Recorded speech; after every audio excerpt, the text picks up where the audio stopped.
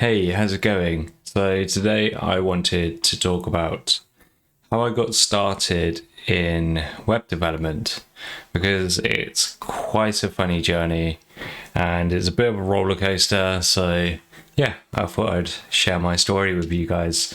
Basically, it all started out when I was in secondary school. So, in the UK, that's probably around about 13, 14, maybe, possibly pushing it to 15, if I remember rightly. And basically, the obvious, like most schools, if not every school, has filters to block you from visiting certain websites.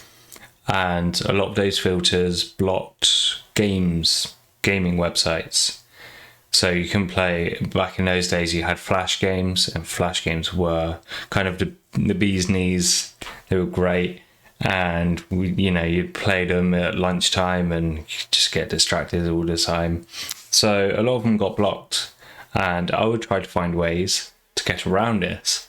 So first off, a few of us used proxy websites, which is basically kind of similar to VPNs, but they're not as privacy focused. They're just basically a way to get around filters. And so we started using these proxy websites, but then the school would get clever and start blocking the websites. So I basically Googled how to create my own proxy server, set it all up at home so I could proxy through my own home PC and circumvent the filters.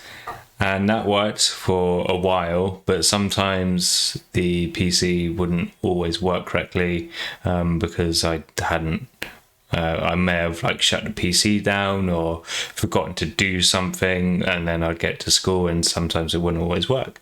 So I tried to think of other ways I could play games and get away with it. And I started Googling how to make Flash games because we had the Adobe suite on the PCs, so you could learn how to do websites, Flash games, Photoshop. I think there was Photoshop then. Fireworks, if anyone remembers Fireworks, that kind of stuff. And so I would basically Google how to create games in Flash. And I'd follow these tutorials bit right down to the T. So I wasn't really learning an awful lot. But yeah, I'd make games like Snake, and it would actually work. And if anyone came up to me and were like, "Oh, aren't you playing games?" I'd be like, "No, I'm learning. I'm making the game, and I'm testing it out."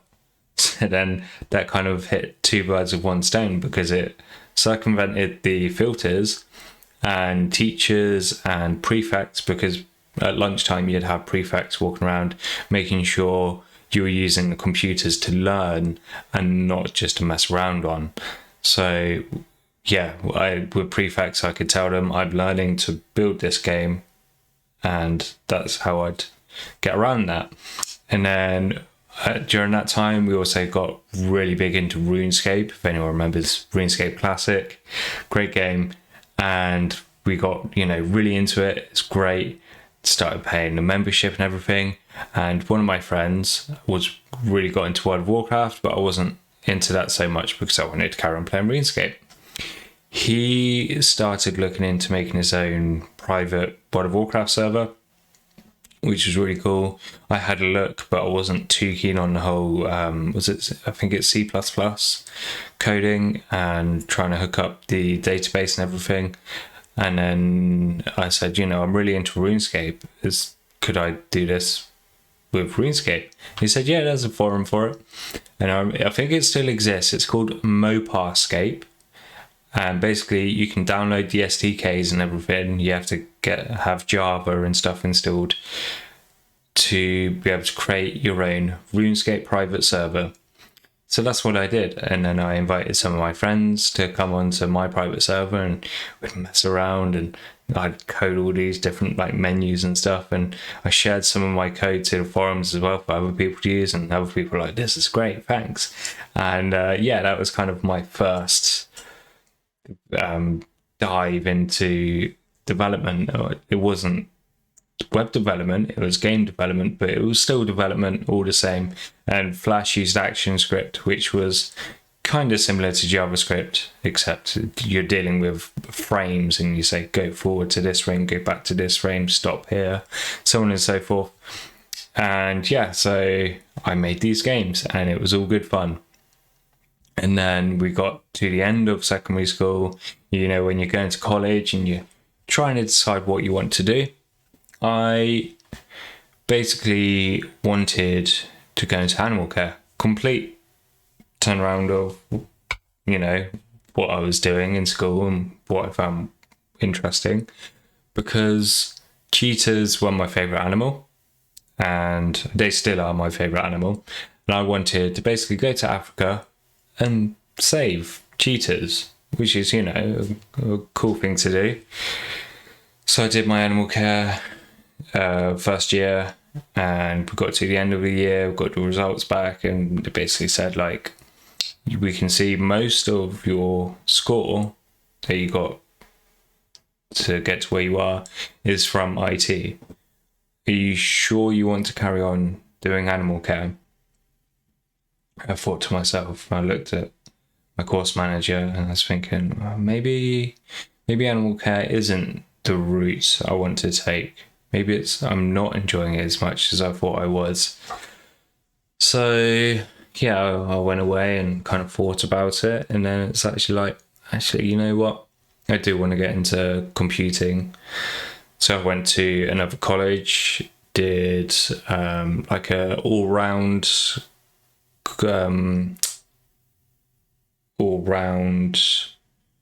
course, all-round subject. That's what I'm trying to say. All-round subject, and it basically covered web development, photography, graphic design, 3D game animation, like proper programming in Visual Basic, I think it was at that time. So .NET framework and stuff like that.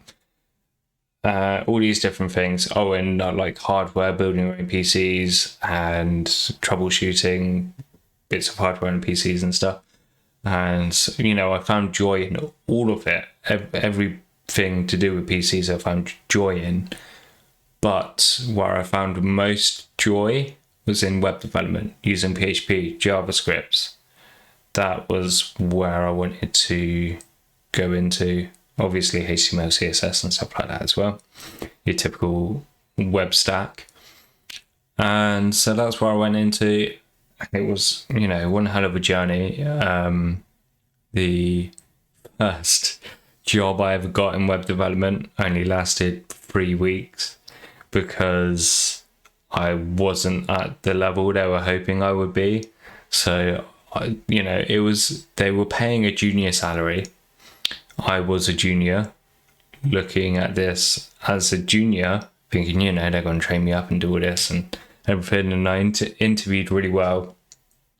And then they employed me and like they gave me this piece of code and they said, we have another developer who's made this Perl script. Can you get your PHP code to interact with this Perl script? I had no idea I didn't even know you could do that with PHP.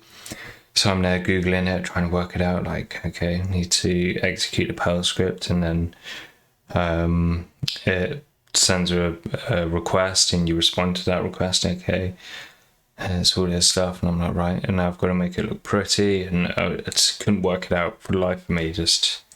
And I was buried my head in the sand. I asked if, you know, one of the developers a few questions, and he gave me like little to no help. He'd just be like, oh, just use this, and then walk off.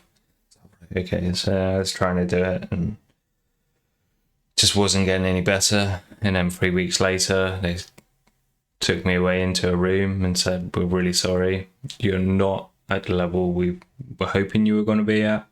We thought you were more of a mid to senior level developer. So I must have been that confident that I came across as a mid-level to senior developer, but at that time I wasn't. And they should have seen that from my experience as well. my CV and the experience I had should have said everything they needed to know. But anyway, they let me go, and I was obviously heartbroken. Luckily I managed to get the job I was working at previously as a cashier, and then I kept fighting and kept trying to look for other jobs and realized I need to move. So I moved from Cornwall to Devon and found many more jobs, and I'm still a web developer now. I would kind of like to try other things, try different avenues and see what works. Maybe this being a YouTube creator is one of them. Maybe we'll see. But yeah, that's pretty much how I got started as a developer. Also, when I was in secondary school, my math teacher lent me a few JavaScript books, which was really cool. And so I dug into them. And yeah, that's pretty much my web developer journey up until now. Obviously, I've missed a whole bunch out between college and now, in that first job to now, because I've had probably about 5 or 6 other web dev jobs. But yeah, I'm happy in the job I have now. I've been working here for 2 years, coming up to 3 years. So it's been going good. I started off, actually probably 4 years now. Started off as a contractor and then managed to get full-time employment from them, which is great. They're a really good company and I enjoy working with them and for them. It's great. So yeah, that's my journey. If you have any journeys you'd like to share, leave them in the comments down below. If you like this video, please give it a thumbs up. And if you're new here, please hit that subscribe button. It would mean a lot to me. Thank you, and I will see you in the next one.